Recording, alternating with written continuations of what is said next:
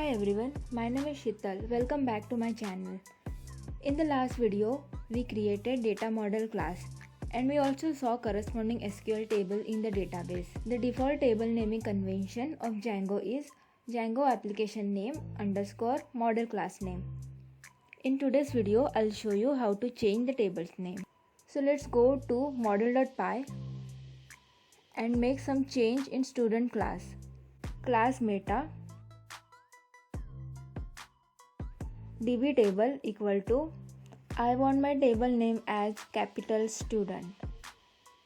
Now I'll run make migration command.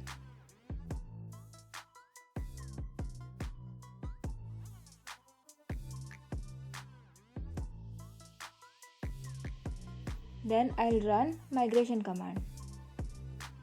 Now let's check the database table name.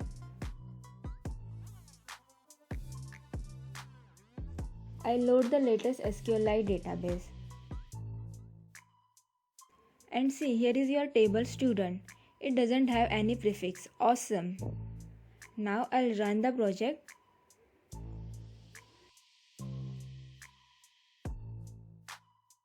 And we'll go to the admin portal.